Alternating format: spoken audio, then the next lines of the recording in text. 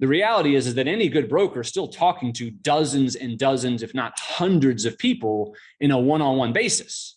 Why? Because it's almost illegal not to. If a seller has given me a listing, my fiduciary responsibility, whether he wants it on a website or not, is to bring him the highest and best offer. I can't do that talking to one guy. That doesn't make any sense. I'm out there trying to earn him the highest and best price. And the only way to do that is to talk to as many qualified buyers as I can. So brokers are trying to increase the probability all at the same time, as soon as possible, to bring in the best offer, because number one, they want to look good to their seller, that they did it quickly and they did it effectively. And number two, they're supposed to bring the highest and best offer. You're listening to the Guerrilla State Investing Podcast. We're not here to bruise your bananas with guru sales pitches, overrated fluff, or any other kind of monkey business. We simply provide the ground-pounding truth about what it takes to be successful in real estate. All right, today's guest is Beau Beery, a broker out of Gainesville, Florida. He covers the entire northern half of Florida. Beau deals with a lot of very large multifamily apartment complexes throughout Florida. I follow his stuff. He's got a book out, The Multifamily Investors Who Dominate. Beau Beery, I love the videos that you make. I watch the videos that you make for apartment complexes, even if I don't want to buy them, just because they're entertaining. Dude, I really do like it. Just for anybody who hasn't watched his stuff, literally, I've watched him play a basketball game in a living room. Awesome stuff. You're an entertaining guy. You're fun to watch. Welcome to the show, man. How you doing? I'm awesome, man. I appreciate you having me on. I know it took us a couple months to coordinate our schedules, but I'm really happy to be here. It's gonna be fun. Yeah, man. Before we get started, I gave a light introduction, but go ahead and tell all of our listeners a little bit about yourself, how you got started in real estate, what it is you do the best, and then we'll go from there. Yeah, sure. I did my undergrad in marketing at UF. I then went work for Tremel Crow Residential in the late 90s, which at the time was the number one apartment developer in the country. And I didn't know that. I was just, I was in my 20s and had my first real career and was doing on-site property management and lease ups, and fell in love with the business. I was watching 800 people that I didn't know pay for what at the time was a $30 million asset. That asset today is worth, in the 70s, okay, 70 million. And so I went back and did my master's degree in real estate at UF. They have one of the top 5 programs in the country. It took me almost a year and a half to get into the program. They only allowed 30 students a year from around the world. Graduated from there and went and worked for a developer that did office, retail, industrial, and multifamily. And I brokered and managed the portfolio. And then I did a lot of multifamily stuff. And then I had an opportunity to acquire a Coldwell Banker and a Coldwell Banker commercial with a couple partners. My partners ran the businesses. All I did was broker multifamily. I did anything over 10 units, conventional or student housing. I was in the top 3 in the world. Almost every year I was there. I was number 1 in Florida. Every year I was there. And then in 2021, I just broke off and kind of created my own little firm because I was kind of on an island anyway. I did my own thing. I was the only multifamily specialist at the time. And so I created Beau Beery Multifamily Advisors in January. And here we go, brother. What is Beau Beery Multifamily Advisors? So it's just a boutique multifamily brokerage firm. It's literally just a real estate brokerage. It's just me. I have a staff member, and then I farm out everything else, right? So I keep it super lean and mean. I want to be able to deliver insane customer service. I had over 100 agents when I had my 2 brokerages, and I had a big team. And, it was fun while it lasted, but it's not the way, I wanted to carry forward my business. I wanted to focus on delivering the best service and advice to the customers I work with on the multifamily side. And I want to be able to control my destiny and how I brand myself. And so breaking off and doing my own thing was the way to go. Yeah, more people isn't always a better thing, right? 100 people, that just sounds like a big headache. Yeah. Those people got opinions and stuff, man. I don't want to hear it. No, I feel like if I'm ever a part of something else in the future, I want to be the dictator. Like what I say goes kind of thing. And it's just the easiest route. As soon as you start getting in committees and boards and partners and all that, it's tough, man. Well, you've carved out a very interesting, like, educational niche where you, as a seasoned, serious broker, have kind of taken on the role of training investors how to speak and interact with brokers. And I'm not going to lie, I learned a ton from you because when we were just getting started in syndications, which is we're still pretty much getting started in syndications, we needed that. And me and my team started looking at your stuff and being like, look, man, this dude's telling us like our offers are weak. I need that, right? Like, because I think we put an offer on one of your properties, and you, of all the brokers that we put in offers, they'll just be like, nope, they went with someone else. You literally emailed us back and said, hey, a 1% EMD is weak in this market. You need to be at least here. Hey, you might want to consider going a hard EMD so that your offer ranks out better. We're in Florida right now. It's a hot market. Up your game. You pretty much told it like straight up, you ain't going to get nothing without doing this. And lo and behold, not through you, by the way, but we did end up closing a deal immediately after that feedback in our market in Panama City. It was a smaller deal, but we took your feedback and said, hey, man, he's right. We need to go in all cash. We need to go in over asking because we know the numbers work. And we need to be the strongest market or the strongest offer without a doubt. And we're not being hasty about it. We're being realistic about it. And within a week of your feedback, we closed. I mean, that's awesome, man. I wish it had been with you, but it was just a small deal in Panama City. But taking that mentality has helped us get into more deals because in today's market, and as you know, if you're not doing your actual highest and best, then somebody else is, and you're just going to be on the sidelines sending LOIs and getting laughed at, which is what you did. You laughed at us. Let's be real. You laughed at us. Well, I mean, to me, Ramsey, first of all, what you just said is like, I mean, it's one of the greatest pieces of advice I can give, and we can tackle that here a little bit later. But my whole thing is, this is a very, very small world. It ain't like there's millions of investors. I mean, buying apartment complexes is the most elite of the elite in the real estate business, right? And so, for instance, people who buy houses, there's tons and tons of people, right? There's people who do office, retail, and things like that. But multifamily, because of the size of the assets on average, this is the best of the best. And there's a very small number of people who own all these assets. There's only 998 people in the world that own all the assets in the northern half of Florida, which is one of the top 5 states in the country, right? This is 998. And of those 998, there's only about 350 that own the larger ones, 100 plus units, 350, right? Yeah.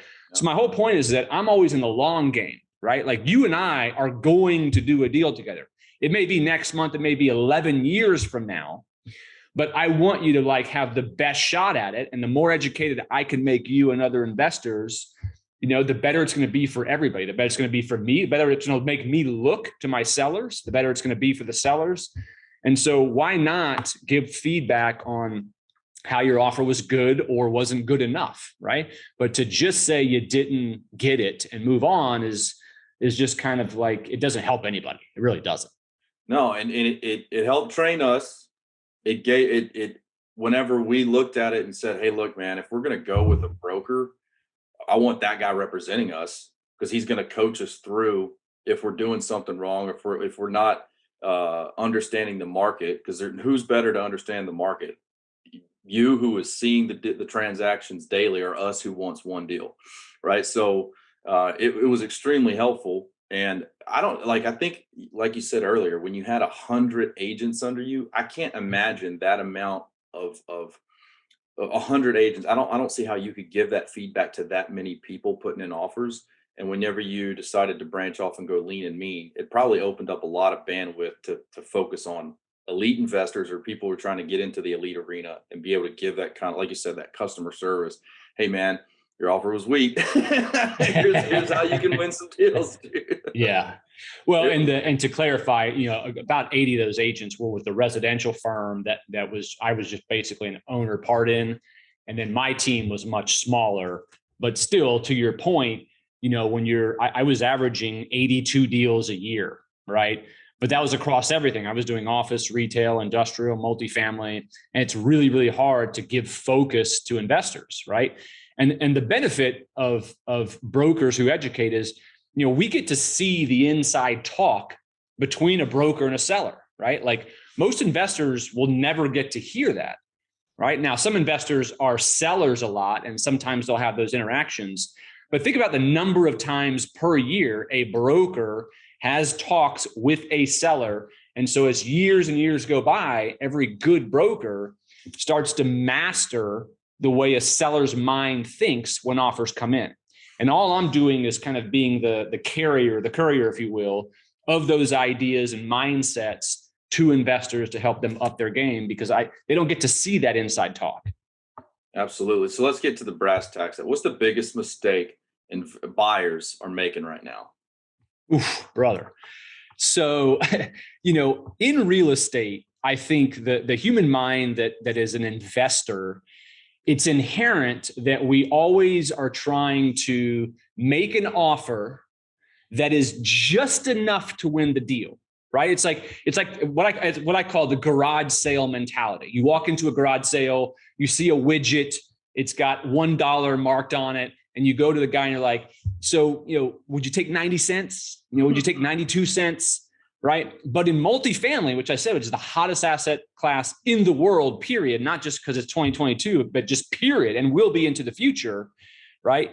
In multifamily, there's a guy behind you. There's 9 guys behind you at that garage sale who are willing to, just come in there to $1, $2, $10, because it works in their pro forma. And so the number one mistake I see is you need to pay attention to what the most is you could possibly pay. So what I mean by that is when you're working your pro forma at night and the family's asleep and you're reviewing this asset and you're in charge of the financials or making the offer for your team, and you're looking at an $8 million asset and your pro forma says you can pay $8.4 million, right? And the guidance was $8 million, and you think maybe because of broker intelligence and giving you some possible insight that you might be able to win this at 8.1 or 8.2, but your pro forma is telling you 8.4. I'm telling you to pay the 8.4. If the 8.4 meets your IRR, gives you the cash on cash, you don't know, nor does the broker know, what those best and final offers are going to be, right? So when the best and finals come in, most offerers are waiting until that last 30 minutes to turn in their offers because they don't want the broker shopping their deals to others, right? And so the broker can only tell you at this point right now what they think could win it. But if you turn in 8.25 because you're just trying to pay enough, there ain't no accolades for second place in this game. Someone else is going to pay what it takes. And when you lose the deal, that other guy is going to make the profit in 5 years and you don't get jack shit. Nobody's going to come up to Ramsey and be like, Ramsey, man, such a good job, man. Second place. That was really good among those 15 offers. You did a great job. Here's $1 million. It's never going to happen. You only get one chance. And so hit a home run. Don't worry about what the competition's offering. Don't think about what you think the seller will take. Only submit the max. The best players in this game, Ramsey, and I've watched these guys for 20 years. It's who I wrote the freaking book about. The best guys in the world, all they do is hit base hits. Base hits, base hits, base hits. They're not trying to have a 25 or 30% IRR on every single deal. They're just trying to get those base hits, because the bigger you get, the more units you own, the bigger the size you get, the more you can push people around. Right? Because when you submit an offer and I, as the broker, can say, hey, Mr. Seller, Ramsey owns 6,000 units in 4 different states, and 800 of those units are down the road from your subject property, that guy is who we're first looking at, assuming he brings in the right price and terms. Right? So let me ask the game, man. So I do want to tell my listeners, I know what you're thinking right off the bat. Here comes a broker telling me to pay the most possible. Mm-hmm. Read his book, though, because it makes logical sense. If you're not doing deals, it's likely because you're following the first mentality, which is I want to get the most out of it. Who doesn't? Everybody does.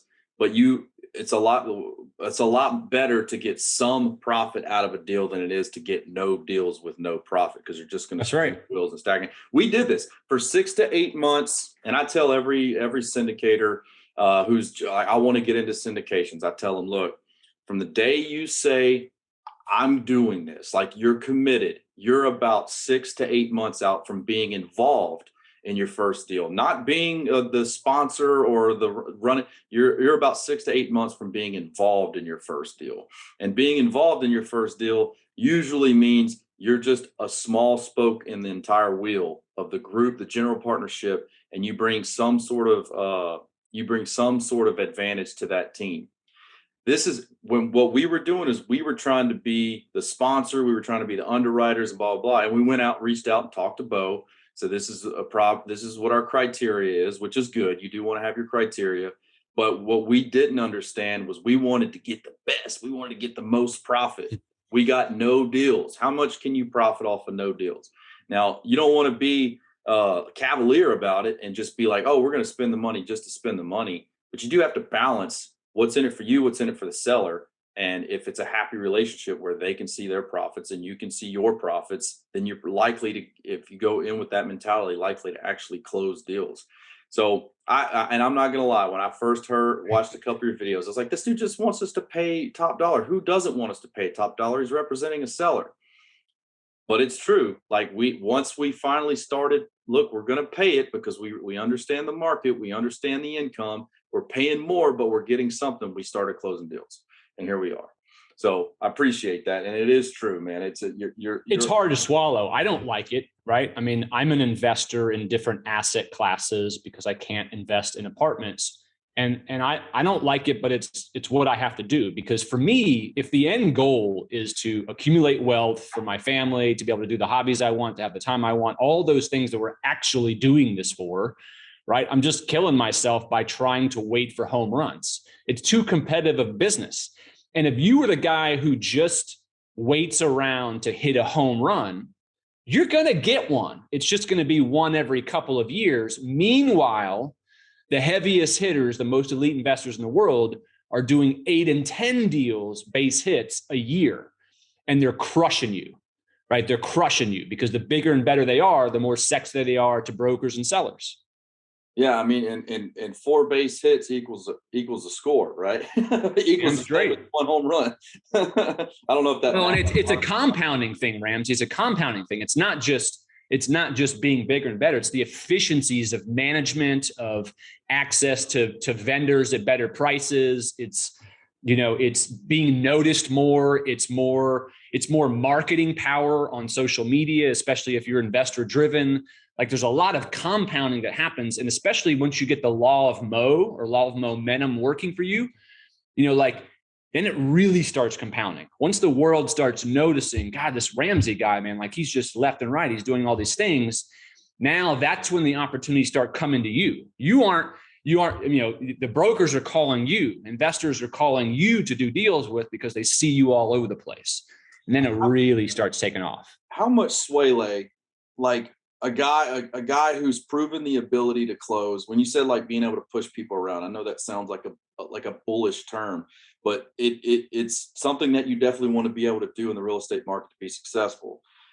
If we've got 2 offers, one's a new investor team, haven't closed, but offering more money, and they show that they could close, versus a guy who can close. What have you seen be the difference? Like a guy who knows he can close with a lower offer, the terms might be more beneficial to the buyer, versus a new team who's paying top dollar for it. What do you see from sellers is more important, ability to close or price point? Yeah, let's go over a couple scenarios. So in general, as a general theme, but we have to dive deeper. Of course, we're going with the closer, right? Now, if that newbie is turning in an offer that is so ridiculous, okay, let's say you got a $5 million ask price and they came in at 6.2 million and everybody else is at 5.3, 5.4, you kind of start to think, all right, let's vet him a little bit more, right? So let's talk to his lender. Let's talk about where he gets his equity from. Let's make sure let's have him prove that money's there. Let's talk to maybe a couple of brokers that maybe did at least a deal with them or 2. Let's dive deeper with their lender to see how they've been with producing documents in the past and how they think they can get him. And then what I'll do is, if we're thinking about doing something with a newbie, I might want to squeeze that due diligence and closing period down even more. so that if he flakes out, we only wasted a few weeks and we can still go back to that next buyer, right? But even then, those are very, very rare. I mean, for a newbie to beat out a sure investor, it would have to be priced in terms that are so insane that it can push a seller to move forward. And all you have to do is put your seller hat on, right? I mean, like, imagine if you're in that situation, the most important number one thing sellers look for besides price is a surety of close. In fact, Ramsey, I have a poll going on LinkedIn right now that I just started yesterday asking that. What is the number one trait that you're looking for in a buyer besides price? 4 choices I gave were short due diligence and closing, deposit size and how fast you're going to go hard. I can't remember what the third one was. And then the fourth one was, surety of close, like reputation for closing. And right now, I think it's like a 75%. The choice number one was surety of close above everything else. Meaning like even if someone had hard money day one, big deposits, but they aren't as a proven closer yet, 75% of the time, the seller is still going to choose the closer. And that was going to be my next question. Like, if I'm just getting into syndications and say I've got a partner with some liquidable or some liquidity, and we say, all right, our offer strength needs to be, because we don't have that track record of being able to close. Everything is, to me, everything's about buying down risk. The seller wants to buy down risk. All right, I'm risking delaying me getting these funds, which if I'm a serious investor, I've probably already got those funds sold, right? The money that's coming in is probably already, it's lined up for something else. So if you screw that up, you're screwing up my plan. So the only way I'm willing to do that is if you put down a hard EMD that makes it worth my plan getting messed up. And I would imagine, like, going hard EMD up front, that shows to me that you are serious, that you've already proven that you can close. And if you can't, you're willing to take the loss. That makes sense to me as a seller, because for me, a hard EMD says a lot. What have you seen? Do guys who have a really good reputation for close, did they put down hard EMDs because they're not worried about it? Or do they say, we're not putting down a hard EMD because we know we can close, and you need to recognize that? What do you see? I got to tell you, the hard EMD day one scenario, first of all, they are rare, right? Like, I mean, I know it's thrown around out there like it happens all the time. It doesn't happen all the time. I would say the folks that do it, their advantage is they either know the asset or submarket, like they looked at the asset 3 years ago when it's for sale, or they just have such a firm understanding of the physical aspects of it and are comfortable with it, and that no matter how bad something could be that they found, it still doesn't throw off their pro forma, or they're invested in that market or sub-market already, right?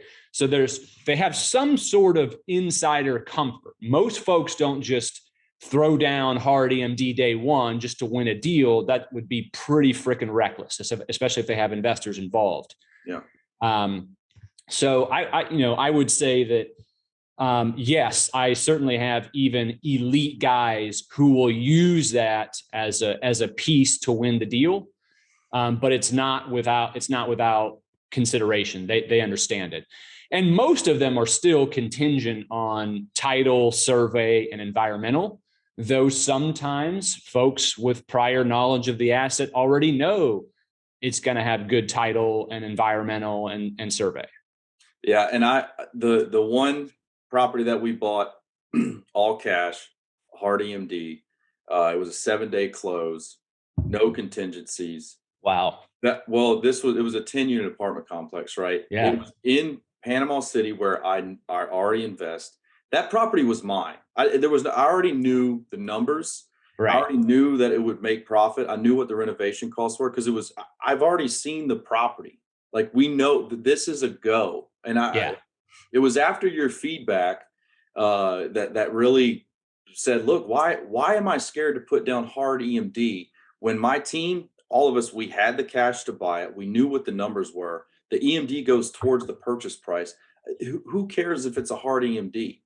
like we knew the property was a storm damaged property. So we already it was gutted. Like just from the pictures, I was like, we know everything that could be wrong with this already.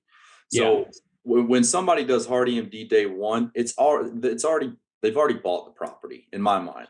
But I do want to Ramsey, go ahead. I was going to say, let me piggyback on that. I was going to say, going back to our prior conversation about, people who are not being honest, their pro formas, not making the highest offer. And it goes along with this EMD thing.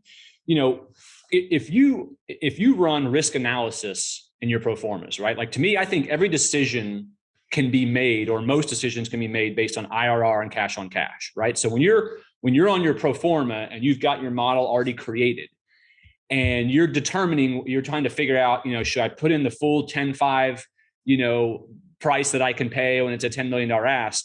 And you start playing around with what $500,000 means on 10 million, or $500,000 means on 20 million, or what $200,000 means on 2 million, whatever it is.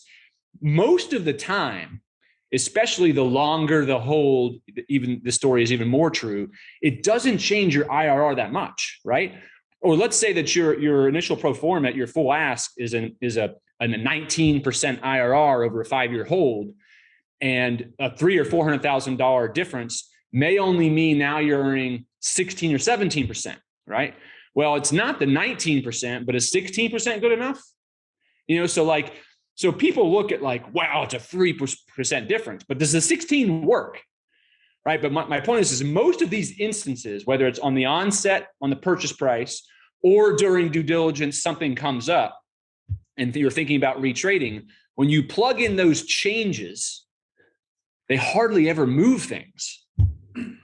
But we always focus on the number. We focus on the $300,000 or the $200,000, whatever it is. We look at it like humans look at it like it's a stack of cash on a desk.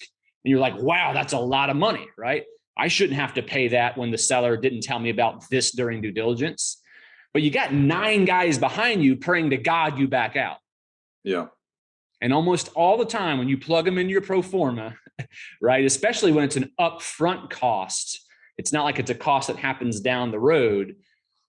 Averaged out on an IRR or an average cash on cash hold, it's usually not a big deal at all. I do want to clear one thing up. So for my listeners, that hard EMD, I can explain what hard EMD is. Hard EMD, your earnest money deposit that you put in to purchase the property. The word hard means that it's no longer refundable, right? So typically if you're buying residential or something like that, you have an earnest money deposit that if you back out based on the contingencies of the loan, you get that earnest money deposit back. The loan period though, and Beau, maybe you might be better to explain this. What do you see as far as what's normal in the North Florida market right now for when the EMD goes hard? So if you could talk about like the inspection period, financing, sure, extensions on the due diligence, whatever, or extensions on the contract. What are you seeing as kind of a normalized, and I know it's different for every deal, but what do you see are some different scenarios so people, when they're putting in their offers, they kind of know what to type in? I mean, the standard is a 30-day inspection period and then closing 30 days later, right? Right. That can be longer if you're buying a portfolio. Like if you were buying 4 or 5 assets in the same market, you could probably get a 45-day due diligence and then closing 30 days later or closing 45 days later, depending. If you're buying a portfolio in several different markets, right? Like if you're buying 3 or 4 assets in 3 or 4 different cities, 2 hours apart, you might be able to get 60 days, maybe, but really it's competition driven, right? Your broker's going to give you feedback that if they've already gotten several offers and you turn in 60-day due diligence on a spread out portfolio across many cities, and everyone else is between 30 and 45, if they're a remotely good broker, they're going to let you know, right? Yeah. But those are the only, now, if you're less than 30, obviously that's going to make it better for you. And so you may say, well, Beau, well, shoot, I mean, I usually don't get loan approval for 45 days. Well, that's true. That's actually true for most folks, but most folks, when they're turning in offers, number one, they're not making contingent on financing at all. And if you do, you have hardly any hope whatsoever. Because everyone who wins, I can't even remember the last time I did a deal, unless it's in some rural town, super small property that not many people want, right? Almost every winner I see is no financing contingency. And the reason they do it is because they have a very good relationship with a number of lenders who are very comfortable with the way each other underwrites and closes, right? And so those lenders and those buyers know that those lenders are going to be ready in time for closing. And most of the time, by the time they're ready, it is between 30 and 45 days, which is after your due diligence, but you're comfortable with each other. You know that they're going to be there before closing. Okay. So talk to me about, because I remember one of our offers said we would pay for extensions, and your feedback was, it makes you look like you don't have the ability to close whenever you're already lining up extensions. That was from the tail end of an experience that we had, which was COVID driven, when we were under contract for property that we had the ability to close on. We put so much time and effort. And right before we were able to close, a hurricane, like whenever the bank committee went in to actually vote, a hurricane hit the building they were going to meet in to vote, and it delayed their ability to get, because they all got evacuated, to get together to vote on if they were going to approve this loan by 2 weeks. And that pushed us about a week over closing, and the seller would not extend the contract.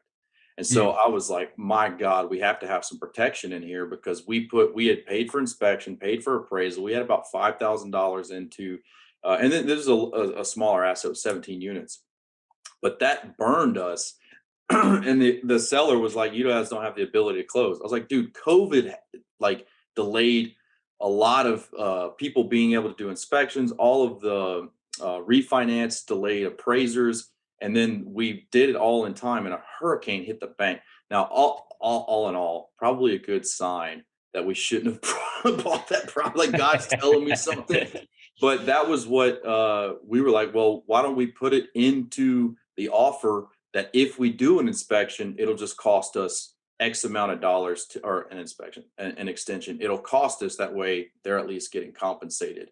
But whenever jumping up into, I think we're looking at like 30 or 40 units, you were like, no, this tells the seller that you don't have confidence that you can close in time. So how do you navigate? What's a good way to navigate that? Sure. Again, it's all competition driven, right? I mean, every seller is going to have a list of offers, and what are the other guys doing? Are the guys who are going to win this deal, do they have any extensions? Probably not, right?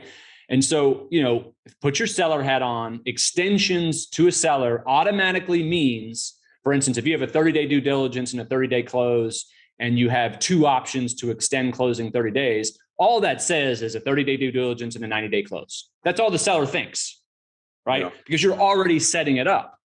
Now, what I haven't explored, because the scenario you just gave me is like, I mean, what is that? 1 in a million, right? I mean, that's insane. Yeah. Maybe it's something where you can ask for an extension in case of only, based only on an act of God, right? That just delays the ability to be able to close. Maybe that's possible, but even then, it's just such a far and few between, right? You were the victim of something insane, but I think it's investor driven. I think I would shy away from any extensions whatsoever when you're in multiple offer situations. It just raises a red flag. It says you don't have lender relationships. It says you don't have vendor relationships to get the due diligence done on time, with your surveyor and your inspectors. It says to the seller, you're going to spend a good bit of your time trying to raise the capital to even close on it. Like, these are all the things that a seller has in their head, right? Because they're not you. They don't know how the inner workings of your company. All they see is black and white in a document, and they're going to let their minds go to the maximum. And you can explain all you want why you're asking for that extension. They're looking at 8 other guys who don't have it. And who better asks in a market on what appropriate offer is than a dang broker who sees the transactions? Because what you said earlier is right. Yeah. Us as buyers aren't privy to what other buyers are putting in, especially on one individual asset. Like, we're all keeping our cards close to our chest. We're not talking about what our offers are. Maybe in some of the groups and stuff, we can say, hey, what are you guys seeing in this region, and get an idea, but definitely not whenever there's a contract on the line. And yeah, I know at that point, you're not like, you can't tell everybody, but before we put an offer on an asset, asking you, hey man, what do you think what do you think is going to take it to get across the finish line here? Would probably be a good move, because sitting here and trying to be like, oh, we know what's going to happen. You're going to know that a lot better. In fact, you have told it, like you broke it down earlier, the amount of buyers in North Florida, and you started talking about the amount of off-market deals that are available. And let's get into that a bit, like searching for off-market deals and pocket listings and stuff like that, because all the courses are going to tell you, yeah, get the broker's pocket listings. What is kind of your flow of you get a listing as the listing agent? Are pocket listings a thing in today's market, or how do you kind of market it out to people? And when would I find the information before anyone else, or why would I find that information before anyone else? Yeah. So let's define the traditional term of pocket listing. So pocket listing traditionally has always been a listing that a broker knows about, may not have the listing for, or maybe he does have the listing, but it's just something that he's kind of, kept secret or hasn't put out on the market. He just kind of knows it's there. He knows what the seller will accept, and is just waiting for the right, buyer, right? Well, just think of the nature of that. Think about how stupid that sounds. Like Beau Beery is waiting around for Ramsey to call him, and Ramsey says, "Hey, Beau, do you have any pocket listings?" And I go, "Ramsey, as a matter of fact, I've been waiting for you for 2 years. I've had this deal in my pocket that I've been thinking of, like praying for God. When is Ramsey going to call me and ask for this exact asset I haven't told anybody about? I've been keeping it secret forever. Oh my God, you finally called me. Let's do a deal," right? It's dumb. It doesn't exist. No broker has a deal in which they aren't always actively marketing. It makes no sense, right? Like, why would I not want to earn a commission? Oh. Right? Now, what I think pocket listing has emerged into being is, Beau, do you have a listing that's not on a website?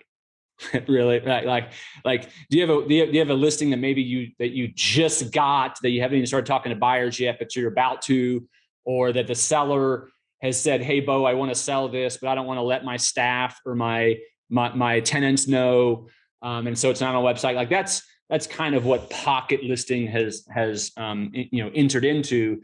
But even then, the reality is that a pocket listing or an off-market listing, or whatever you want to call it, the reality is that any good broker is still talking to dozens and dozens, if not hundreds of people in a one-on-one basis.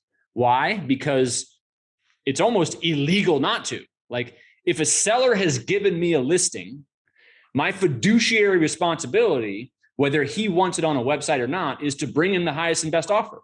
I can't do that talking to one guy. That doesn't make any sense. I'm out there trying to earn him the highest and best price. And the only way to do that is to talk to as many qualified buyers as I can. So any broker who's calling you and saying, "Yo, Ramsey, I got this off-market deal. No one knows about it. You and I should take a run at it," is highly, highly unlikely, right? At most, they're talking to their best 6, 8, 10, 12 folks, right? Because if a broker is spending their whole game on one guy and they don't bring in the right offer, they're toast. Especially if that buyer spent a week and a half analyzing it and turned in an offer and it didn't end up working out. That's stupid. So brokers are trying to increase the probability all at the same time, as soon as possible, to bring in the best offer, because number one, they want to look good to their seller, that they did it quickly and they did it effectively. And number two, they're supposed to bring the highest and best offer. So that brings me to my next question, which is, I know that every seller and broker have to balance time and the income, right? Because if you can sell something in one day versus and get X dollars for it versus leaving it on the market for 3 months and getting X dollars for it, you kind of got to balance what's realistic, right? But is there not a scenario where a seller comes to you and says, "Hey, I want to offload this"? You said, "I know a guy who's actively looking for this asset in this market and will buy it." Do you ever say, "I'm going to bring it to him and see what he says, and if he passes, I'm going to pass it on to," like, is there kind of a funnel of these are my most serious guys that I know that can close. I'm gonna bring it to them first. Yeah. If not, I'll blast it out on LoopNet or whatever it may be, and then see what comes to us. Is there kind of a flow chart that you abide by? Yeah. So, I mean, the scenario you gave me, just, the former scenario, which is you were like, hey, I want to sell this in a couple of days versus be on the market for 3 months. I don't know any asset that's on the market for 3 months. Like, that just doesn't happen anymore. That was like 2008. Right. But to your point, what you're trying to say is, do you get sellers where there's a value in just very, very quickly getting this thing under contract and closing? Yeah, it happens every now and then, but it's so extremely rare that if you made that your concentration as a buyer, you're going to get smoked by every other investor on the planet, right? Because you're only going to do one of those every couple of years. I had a scenario like that actually last year where I had a guy who was doing a student to market rate conversion, and he had just hired a contractor, or was about to hire a contractor to do the interior work. And I just called him at the right time and said, hey, I think you bought this at such a good price before you even lift a shovel. Let me see if I can bring you someone before you, go full down the road on executing a contractor agreement, doing on your renovations. And he said, great, you got a week, right? In those scenarios, yes, I'm going to my top guys who are buying in that market, that kind of asset, and I got it done. I got lucky, right? Because it was kind of a hairy scenario. It was totally vacant building, student to market rate conversion. There's not a whole lot of groups in the country that are good at that sort of thing, right? But they're super rare. I mean, I can count on one hand how many times that happens in a 5-year period. Bo, I got to say, I didn't realize we scheduled this podcast whenever my landscapers are showing up to do the house. So there's going to be a leaf blower that comes in. It's all good. We'll push through, man. Yeah. No problem. Yeah, scheduling conflict on my behalf. Well, cool. So whenever you do get that listing and you have those unique opportunities and stuff like that, obviously you that's communication with the broker, and everybody talks about broker relations, right? Like one of the things that I see, I get listings in my from a buyer standpoint in my inbox from 40 or 50 different brokers, right? But when I get one from you, I open it and analyze it a lot more. Like when I see Berkadia on it, I'm just like, I'm not even gonna look at it, dude. Like, it's not worth my underwriting time, because I just know, I already know that it's gone. You know what I mean? I really do. But when I get one from you, I know that you've taken the criteria that we sent and took it seriously. And you're not sending, I don't ever get ridiculous listings from you. I get ones that are within the criteria. And I appreciate that you do that, because we talked about that before the show. You'll actually take our criteria and you won't send us stuff outside of that criteria, which we may be willing to buy something outside of our criteria if the numbers work. But it really does help with, there's a leaf blower in the back. Can you hear it? Yeah. Nah, barely. Yeah. All right, good. But that makes me take you more seriously, right? It really does. There's a number of brokers that when they send me something, I'm like, all right, I'm going to dive into this a little deeper. The other ones is just kind of data. It's like I'm just kind of understanding. It becomes white noise. Yeah, it's not worth my time. So I think it's important for brokers to understand the relationship is both ways. If you're just sending me, if I send you my criteria and you constantly send me stuff outside of that criteria, I'm like, dude, I'm just getting blasted to 1,000 people right now.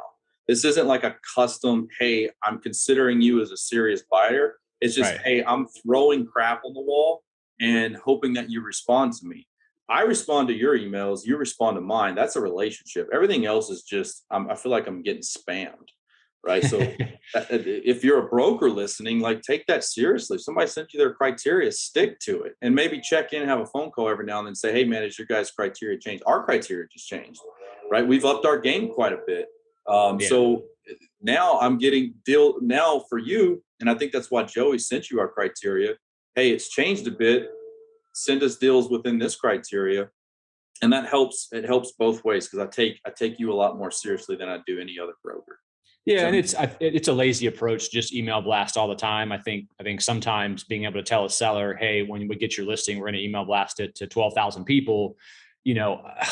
that to me, that's not as sexy as creating a CRM based system that has searchable criteria for each buyer's, criteria, if you will. So like every investor I talk to on the buy side, I have literally a searchable field, like a database I've created where, here's one for whether it's market rate or student, and here's the size asset he buys, and here's the value add component he usually goes after. Here is age restrictions. And so when I get a listing, I query each of these fields and I can narrow down tens of thousands of people to the exact, few dozen that want this exact asset, right?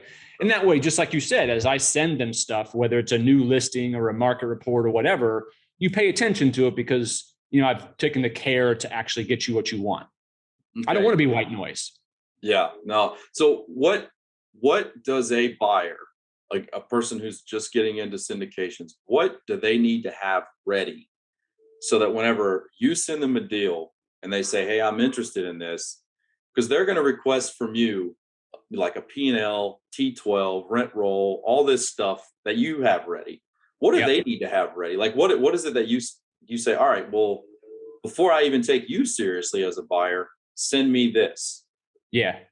I would say if it's someone who I don't know at all, right, but they have an actual formed syndication and,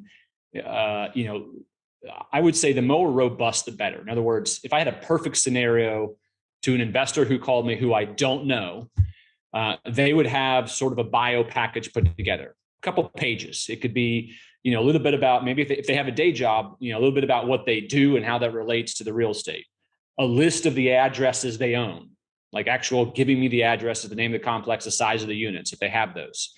Tell me about their partners, how their equity is made up, who they work with on the debt side, like list their names. Give me some letters of recommendation from brokers and lenders. That's all super helpful. I really think that as soon as you have some legitimacy, I think you create a website, where you have a lot of this stuff on there. I think your email addresses should match your URL.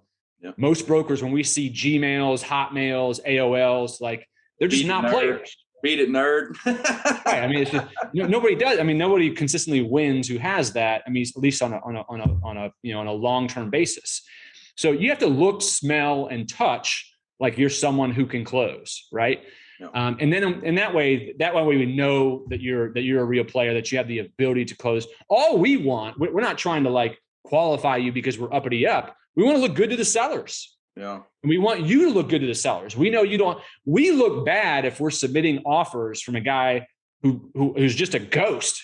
He's not on the internet. There's no website. There's no social media presence. He has a Gmail account. He has, a phone number that just goes straight to voicemail and has no voicemail recorded. He has no criteria he's given me. He's never touched base with me ever before. Like that's a ghost. And I get those all the time, dude, like all the time. It's some guru or it's some guy who took a couple classes from some guru and then started making phone calls. Like it's a joke. I need to change my answering machine because I'm active duty in the Navy. Most people are. But my Facebook, I don't even see my friends anymore on Facebook. It's all real estate related. So I just need to make the change. Look, hey, this is Ramsey with Real Focus, or Ramsey with Real Focus and the Real Estate Podcast and Facebook group. Yeah. Like we just want to know. We want to know that sellers want to know that you're in it to win it. Like this is what you do, man. Like this isn't like part-time gig for you. You're a baller. One thing that a document that I get asked for that bruises my bananas, right, is whenever, and help me understand, is whenever a broker asks for proof of funds when they know we're syndicators, right? So what is like, we're going to raise the funds, right? They're not in a bank account.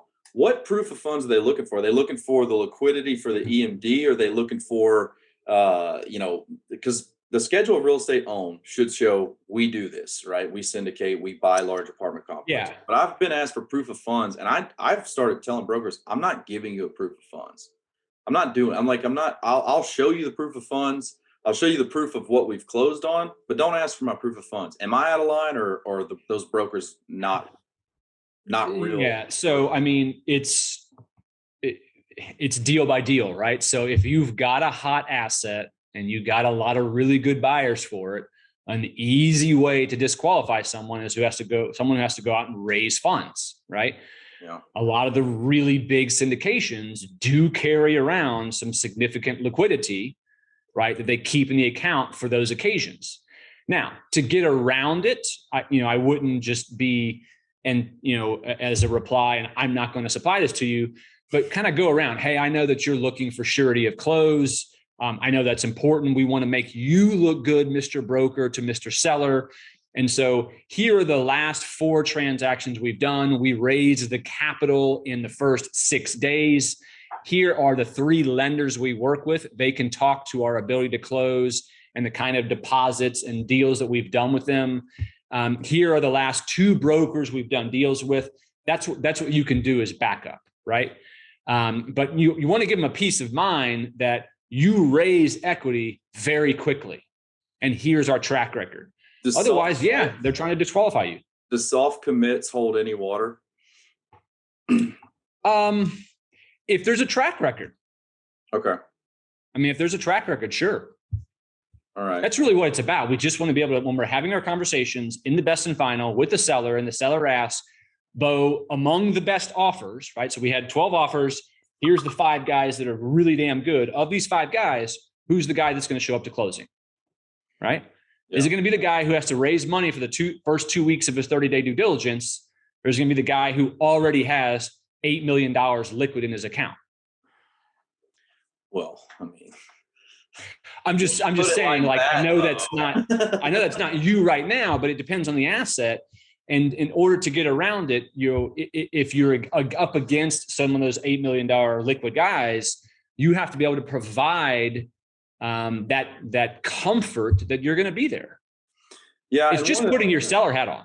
One of the tools that we've used, like we have a bank, it's a local bank that pre-approved us up to $5 million for anything that we had the down payment for that met the criteria that we had discussed with them. And I have used that and then showed our personal financial statements to show that we had the net worth, like the guys on my team, to purchase the asset. Yeah. And the proof of funds was, we just kind of used our individual savings account to show a percentage of the funds, and then showed a proof of track record to be able to raise those. And it definitely helped us. It helped us get the deal. So whenever they say proof of funds, I guess more along the lines of how close are you and how much do you need to raise and can you raise that? Definitely helps. I guess what I'm trying to say is the more information, the better. Because I have been to brokers like, I'm not giving you a proof. Shut up. Like, you know what we're doing. The recommendation letters are really big, man, because I tell you what, I did a deal last year. It was 17 offers, very, very highly sought after asset, a little over 100 units in Gainesville, tallest building in Gainesville. We had 17 offers. We had 6 of them that were well above ask.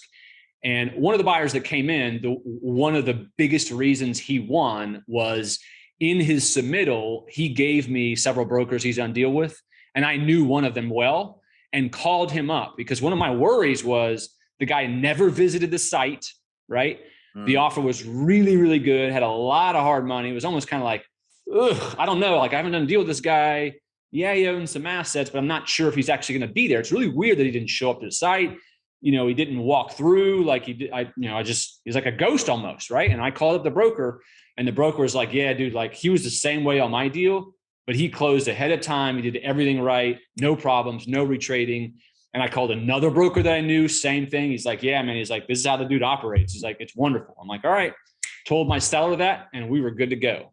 Was this that vacant tower that overlooked? Yeah. Dude, I was like, man, that would be awesome. But we weren't in a state to know what to do with that thing. What are they doing with it? They're doing a full reno inside and out and building a couple hundred more units on the land next door. That was awesome. And your video laid out, that's one of the things I like about your videos is you come this from an investor standpoint and say, hey, check it out. This is a hot deal. Here's the land. Here's what you could do with it. And I was like, that's what I would do with it. That makes perfect sense. Like, well, every property has a storyline, right? I mean, if you're just doing the traditional offering package and a drone, right? that's what everybody does. You need to give an understanding of what the submarket looks like, what it's near, what the aura is in the market, why this is what the actual opportunity is, what it's going to look like in 5 years, why that asset is important, what it's going to do for you and your investors, what the physical limitations are. Like, give the full story, because a lot of these groups are from all over the country, right? And they aren't going to just fly down day one. I need to give them enough of a picture where I can get them to step two. Well, that's probably why he was able to purchase a sight unseen. It wasn't sight unseen. You walked through, gave the view from the balcony. Yeah. I felt like due diligence was 50% complete at least the walkthrough part, because your videos were so good, and you show the good, the bad, the opportunity, the because it's going to get found out. It's going to get found out. I mean, why not mention galvanized piping, and why not mention that all the panels are going to have to be replaced, and why not mention that the pool had this? I mean, it's like, we're not in duplex, quadruplex land. Okay. These are sophisticated people. They're going to do their due diligence. They're going to find this stuff out, and you're just going to look like a tool for not mentioning it. Yeah. So in your book, you talk about what the elite investors do. If you had to distill your book down to, I don't know, the top couple of things that you do, we've already talked about, having a website and looking, smelling, touching like someone who can close. What are some other things that people need to start working on so that they can at least appear to be taken seriously by brokers? Yeah. I mean, the top two things I talk about in my book, if I had to narrow it down, are reputation and networking with brokers, right? So in my book, I mentioned I did a 5-year study a couple of years ago where I studied 35% of every single transaction that was done over a 5-year period in my markets. And I determined that 92.55% of every deal over 10 units was done by a broker, right? And it's because sellers are going to choose brokers because they know they can get the best price and terms, right? Whether they choose them to do it in an off-market capacity or a full-on blast and websites, they're still going to choose brokers most of the time. And so if that's the case, if I'm an investor and I'm trying to be as most efficient as I can with my time and buy the most number of deals, do I want to focus my time on trying to call a seller directly and catch them at the most perfect, stupid moment of his life and convince him to sell to me for some under market price before going to market? Or do I want to be the guy who goes to where all the deals are being done, which is brokers? So if you take those two kinds of buyers, the guy who finds the widow who inherited an asset and just wants to dump it ASAP, you may have more profit per deal, right? But you're going to be like 10 times less deals and 10 times less of a net worth than the guy who all they do is systematically using a CRM, literally systematically contacting every single broker in every market you cover on a 30 to 60 day basis, adding value to them as much as possible, and then developing that relationship so they bring you deals, right? And the second thing is reputation. It's like from start to finish, during a deal and after a deal, you are operating in a capacity at which you are leaving the greatest reputation in mind. You want people to talk about you. The greatest thing you can do is, after a deal, that seller, the seller's property manager, the seller's attorney, the seller's listing broker, your phase one consultant, your property manager, they went home that night and they talked to their wife or husband and said, honey, we just closed on that deal. I got to tell you about this guy, Ramsey. Let me tell you how great he was to work with. Let me tell you what he did when something negative came up in the transaction, how he handled it. Let me talk to you about how his staff looks at him and how they look up to him. Let me tell you what his investors said who came on the due diligence walk on the first walkthrough. This guy's real deal. I wish I had more assets to sell to him.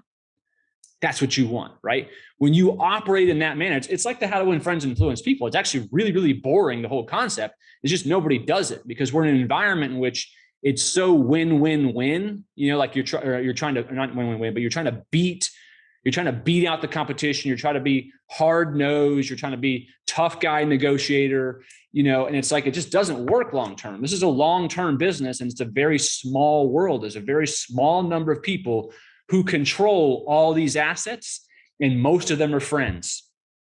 And especially in the broker world, When I tell you there are only 60 multifamily brokers that cover the entire northern half of Florida, and the 80-20 rule, there's 12 of us that are doing the majority of the deals, we all know each other. And we go to conferences together and we have lunches together and we talk about you guys, right? Let me tell you what Ramsey did on this transaction. Let me tell you, oh, hey, Beau, I thought you were supposed to close on such and such. Yeah, buyer backed out 20 days or 5 days before closing. Well, who was it? Oh, it was this guy. Oh, dude, I did a deal with him 2 years ago. It was horrible. Yeah, this stuff just spreads. Yeah. It spreads. So when you say systematically reaching out and building rapport with brokers, yep. What have you, like, give some examples of what guys have done that has really made you remember their name or want to do business with them versus dudes? Like, what do you mean by systematically building that rapport? So what I mean by is investors need to treat this relationship building with brokers in order to have a huge pipeline, like brokers treat the relationship building with investors, which is, as brokers, we are salespeople. We are nowhere near the kind of salesperson an investor needs to be. Like, I'm competing against 59 other guys, right? That's tough competition. But you, Ramsey, you're competing against tens of thousands of people from all over the world wanting a very few number of assets, right? And so your sales ability needs to be really, really on point. You can only systematize this using a CRM. So what I talk about in my book, what I teach all the time, is literally buying a CRM, a customer relationship management database that houses all the contact information about brokers, investors, and you're taking notes and you're building information about them. You're finding out their social media profiles, what their hobbies are, who their wives are, what their kids do. Over time, you're developing this profile on each person so that each conversation you have week after week, month after month, year after year, you guys are building a closer and closer bond. But in your CRM, you are scheduling every 30 to 60 days to make it a point to call up these brokers, add value to them, and see if there's something you can make offers on. But there's no way you can communicate with 60 brokers if you're covering a northern half of a state, and you're going to remember to do that with every single one of them every 30 to 60 days. It's not possible. The human brain can't balance it. What happens is almost every investor just remembers the 12 of us, and they're calling the 12 of us on a regular basis. But there's 48 other brokers who may do office and retail and occasionally does 3 or 4 multifamily deals, but that's a lot of deals that are still happening.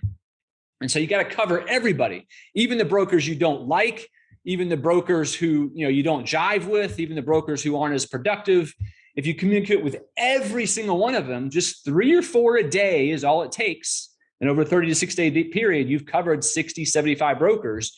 You do that month after month, year after year, you can start to understand the kind of relationship you can build over time, personal and professional. And who do you think those brokers think of when they get a listing? The guy who's called them every month and you've talked about business and family and hobbies? Or the guy who calls them every 3 or 4 months and every freaking time he calls you, he says, hey, do you have anything I can look at? Yeah. Hey, what do you got for me? What do you got for me? Right? When you say add value, to like, what's an example? Like, obviously doing a deal adds quite a bit of value, but before the deal gets done, give an example of how somebody added value to you. So like, you and I talked before we started recording, one of the questions you may ask me is, Beau, what's your biggest pet peeve? What's the thing that you hate? Or your what'd you call it? Your gorilla, your banana or something? Bananas, man. Give you a chance to fling some poo. Yeah. So let's do that one early. I think the most, white noise, annoying thing that all brokers experience is you have to understand the velocity of calls, emails, texts, and social media messages we get daily. And every damn one of them is, hey, Beau, you have anything I can look at? Right. And it's just over and over and over and over and over again. It's all we get is, you have anything we can look at? Right. As if I'm holding on to something and I'm just waiting for you to do that one message again so I can tell you about it, right? Like, you're going to get my listings with matches for sure. And I'm totally cool with you reaching out and saying, do you have anything we can look at? I think you should be doing that, but you should be adding value first. And the way you add, and the reason I would say add value is because no investors do it. They're just programmed to ask the broker, do you have anything I can make an offer on? What you can do to really stand out is adding value. What I mean by that is tell the broker about a renovation you did that increased rents. Tell me about an amenity that you added that the tenants love. Tell me about a closing that you just heard about that your friend just did that maybe you haven't even hit the public records yet that I don't even know about. I could use that as a comp for something. Tell me about a management company that you just started using that you love. Tell me about an article you just read that was like fascinating. Tell me about a video you just watched. Whatever it is, like, give me something, give me some value, because that makes me look good. I might be able to turn around and help someone else with that, right? And so just adding value, that will really make you stand out. And that's someone who brokers are going to remember. And by the way, after you added value, what's that? What about invite you to a podcast? Yeah, for sure. Like, I mean, this is FaceTime, man. This is almost as good as FaceTime. It's important. I think podcasts are brilliant. Yeah. Right. Everyone likes to be put as an influencer, and that's a great way. But just randomly text me an article, give me a phone call about something that you learned, shoot me an email. Like, use different concepts and do it regularly. You'll be on my mind all the time. So there's one of the I'm glad that you said that, because whenever I was thinking about starting a podcast, right, the original thought was, how many listeners are we going to get and stuff like that, right? Sorry, I got something in my throat real quick. Right. And I was like, let's talk about the return on investment of a podcast. I was like, if we do it right, if we pay, and it costs me like, I don't know, $50 an episode to get it professionally edited, to get the videograms, the audiograms, a microphone's like $120, and that's a one-time purchase. I already have a computer. I was like, guys, we could start giving brokers, other investors, other GP groups a reason to be on the phone with us for an hour, pick their brain, let them speak their piece to our listeners, however many of them we get. But at the end of the day, we are adding value to them they got content. They have a recording of everything that they think that is going to give them the ability to repost and add followers. It's time with them. It builds relationships.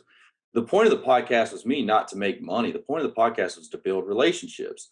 Yeah. And once we started doing the Real Estate podcast, 2 of the syndications I'm involved from came directly from people who have been on my podcast, because it's an hour of their life that they see your face, they spend time with you, you develop rapport, and then they're thinking about you because you say, hey, look, we're looking for deals, blah, blah, blah. And the conversations before and after the podcast are just as much as the recorded part, or is just as important, if not more important, than the recorded part of the podcast. Then after that, other people see you associated with these professionals. And now they, you know what I mean? Like it adds value to me. It adds value to you. It's a reason to have a conversation. I think a podcast is a very inexpensive, high return on investment and high return on time way to do it. And it adds value to both people. Well, it's a ton of content. I was telling you before we started recording that I think you have a gold mine, a treasure chest of stuff. If you can break it down into little segments as well, right? Like, a lot of folks don't want to listen to a full hour of this. I know that. And so for you, thinking of things that a broker would love to hear, like maybe there's something someone said on a podcast that was valuable, take that little 25-second clip, cut it out, just send them the raw video. Like, Beau, hey, when they said this, I thought of you, right? Or someone done with a broker or whatever it is.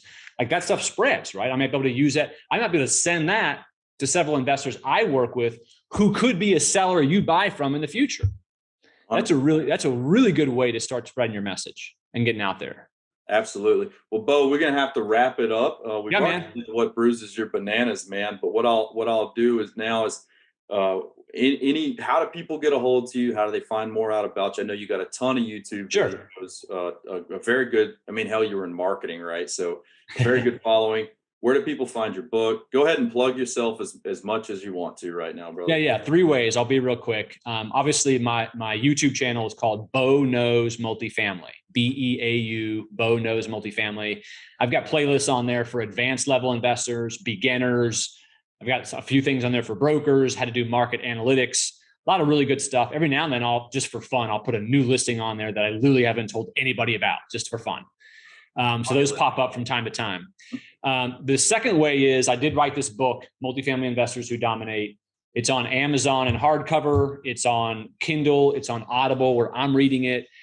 Listen, I don't make a bunch of money from you buying the book. I'm telling you this because your competition's buying the book, and it truly is an inside look at the type of interactions sellers are having with brokers, how to build those relationships, the reputation you need to build, things you should never, ever do, things you should do more of. It is the playbook, right? This is evergreen material.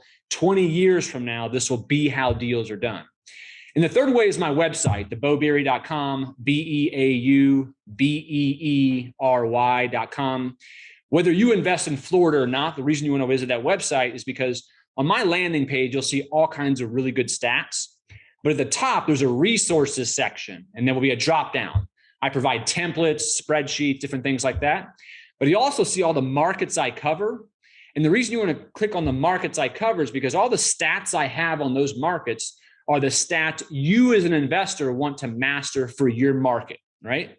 You have to be able to react fast. There's going to be 10 plus offers on every deal, and they're going to happen in the first 2 or 3 weeks because these people know the market like the back of their hand. You should be able to answer all kinds of questions that I throw at you in seconds about your market. All right, Beau. I appreciate you coming on, man. Ton of value. Yeah, man. Love this stuff.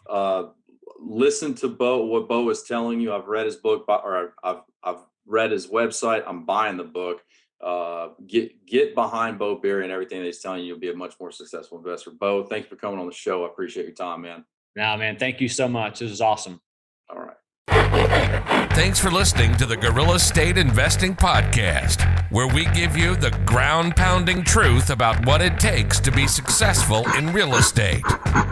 Learn more at realfocus.org/Gorilla State Pod.